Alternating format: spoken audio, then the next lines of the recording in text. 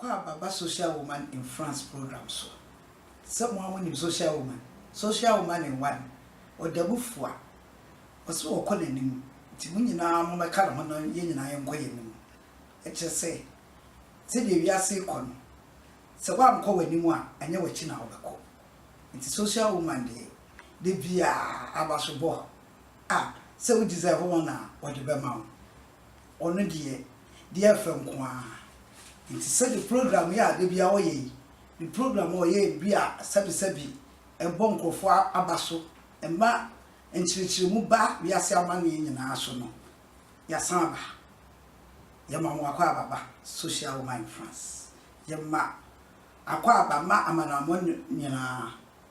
ya ma akwa ba ma French fo France fo e wokuru mo nyina koku fo nyina Holland Germany, America, Belgium, Ireland, Finland, the club be a kind of Libya also be ano. Yamana kwa baba social woman in France. Said the one winning social woman in France was say already a culture.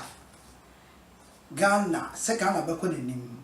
Ghana for a woman, ya no amananu nyina, ye beko ye nim, ikuwa yate ye ma, ye duma ya wale ye bibi asa bekoso no. Enti en wa chi atum say sa program yi munyina amumwa no yen kamoma na boso won ka na ho na program nya dey enkonani yenim say start enya easy bibi asa say enya easy na nso kakra no yenim say da achi bi be dru ba bi amen mo nyama ba because nkofo bi ye bibi aya na enti si na social woman program so a e betimi hu ana e betimi compensate pese no ama nyama bi a ebia ebetimate ye ho ase ama onkabom bi aba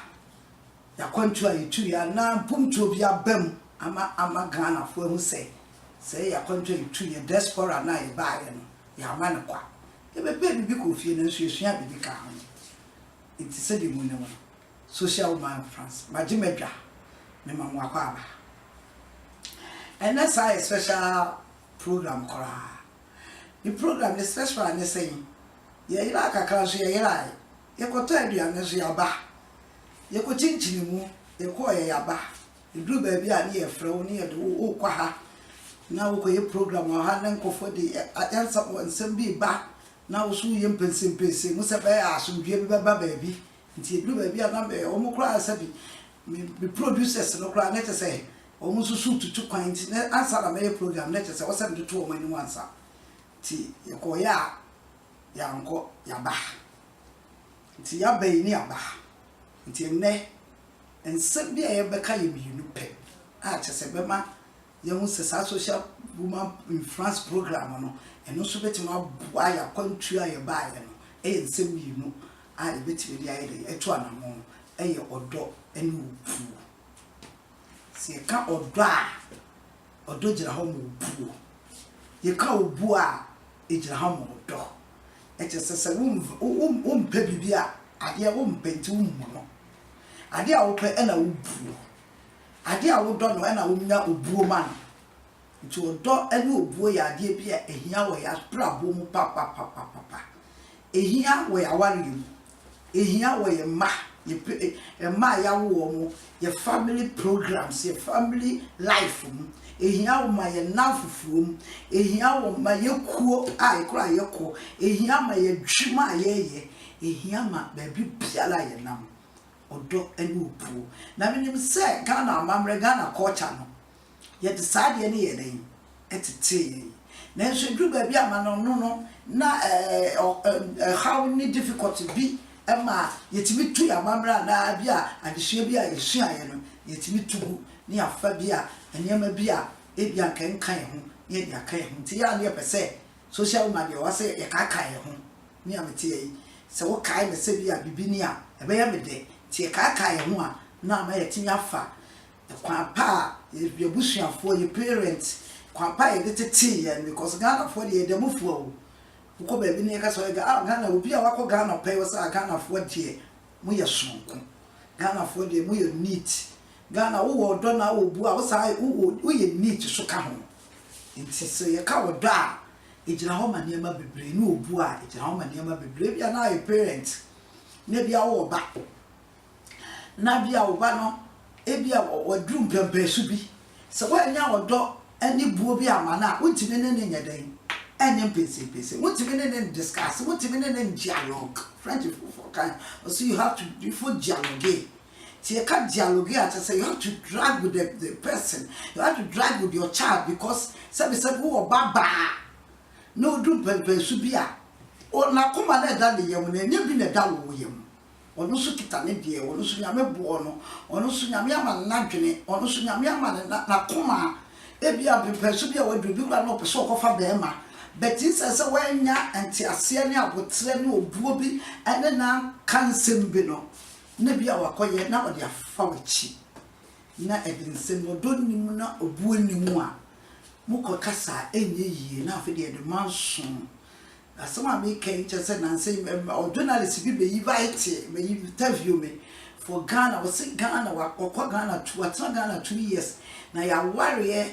e kwan e fa so warrior culture ni ye ntetia ye tete no respect power ye Benin ni was free Nigeria we the two part of the country. It was said that we interview me for your warrior munsem quite a fast way you worry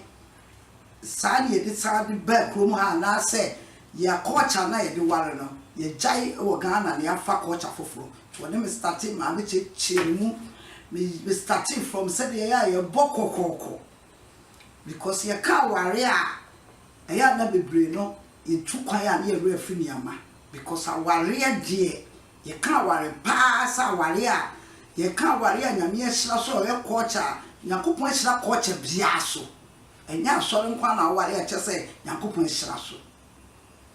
ti sedi enimu no ye ka aware a na chese aware ya die bia de abusua ene abusua hia ene ye die nyame aye de ehira so ti ne compensate because ye wuzem kwala ne bebre ya no mo ye program mo am social woman me starting program ya che me ne kwala ne starting ye a me die chire me bua me ye niama bebre che se niam bani vola ma ye me nka me mfa nto me ho me akasa me nim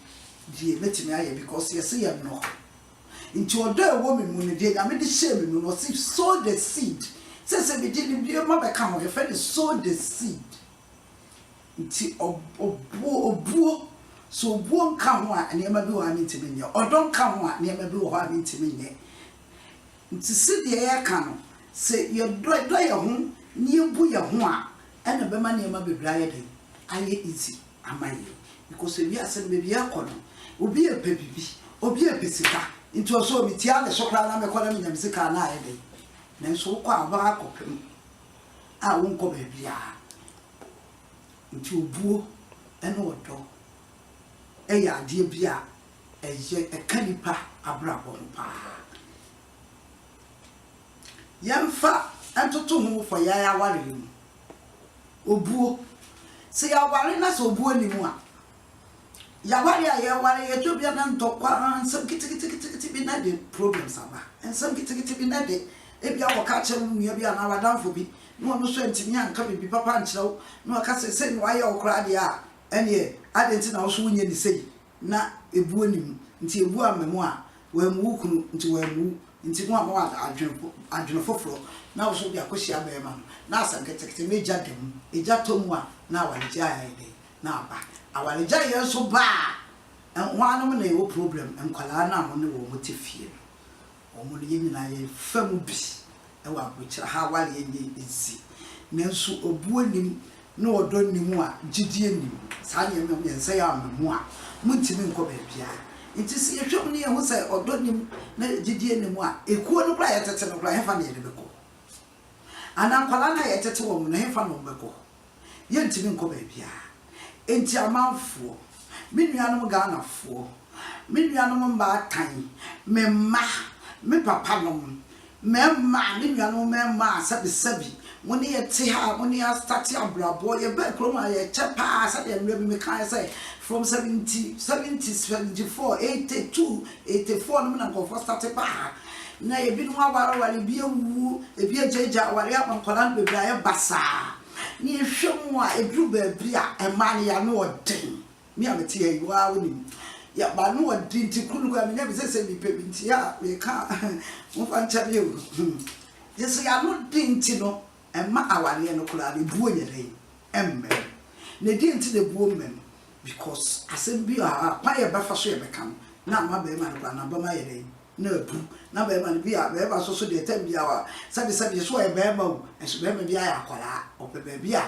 e bi a na so mo be ti asem ba nti de se me ma do mo ma me o pe be bi a o da na so mo be dwo no no so start no fa plans me yiri de say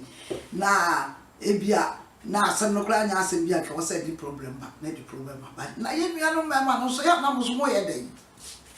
na mo so dru ba bi a e ya odo no mo ti ase de odo na obuo no ye ka se obuo yira na je se osuru no because me ma ne bebrete na me de oba de na me de oba de bi oba e oba na so oba nka wo ho a ye se asa na be ma be ye be ma no a je so oba no oba papa ti na chi president be president a je so oba papa ti na chi eti bi nua meme sa wo yo hene na oba ni wachi a na wo hene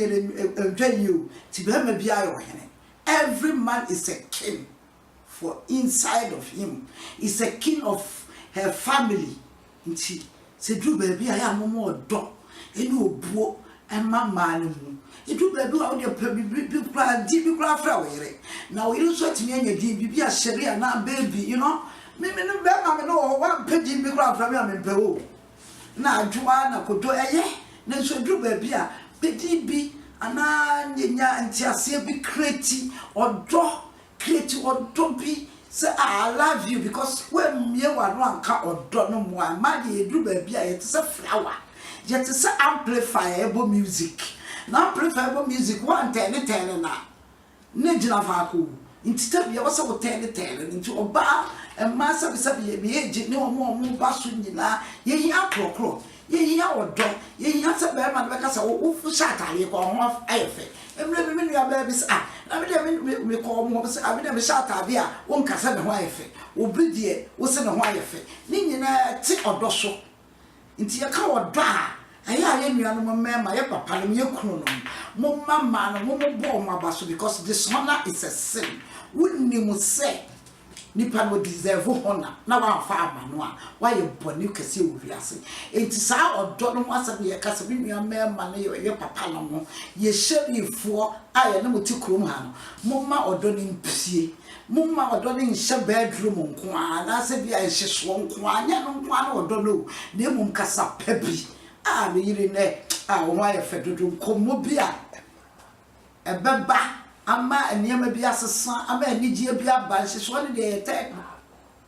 ma no so be dai ebeje so ama ye hu say yes say mi kunu kura mi timi ne ye dai eji nkomo eduru ba bi a na contact kura nim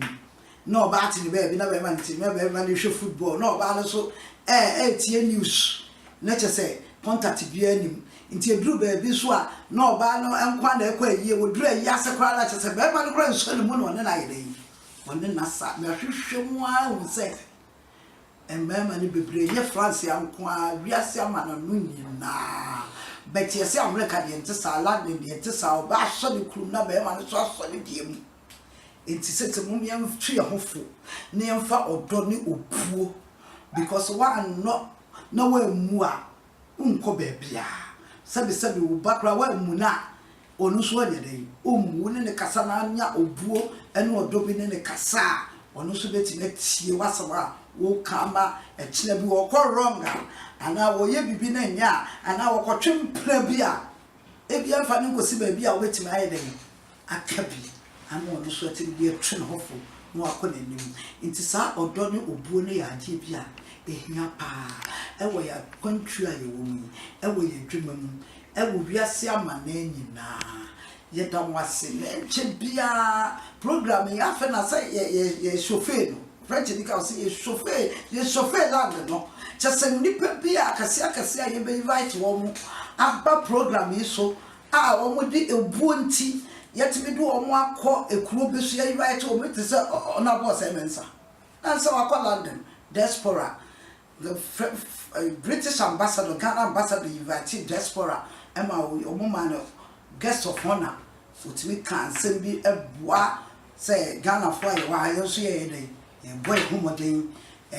na say Finland and so you could see or in a something or what I say, the two Ghana Hinema no koye, Nini na bois, it is or dono ye hear,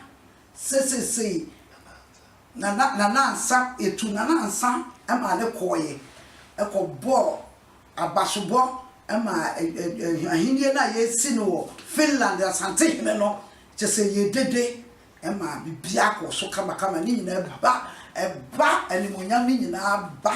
ama France fo wiase amane nyina Ghana nyina ekọ ne wa winim smartphone ne internet bibia ye bia no ekọ bibia wo ye ne America wo ye ne wiase afa Ghana nyina ekọ itisi ye kase ye ka odo ne ebu a ye ka ama ye ne ye ene ye ko cha no aye kama ye timi ko ba bi ne ye bibia etimi aye dan abo Ghana fo abaso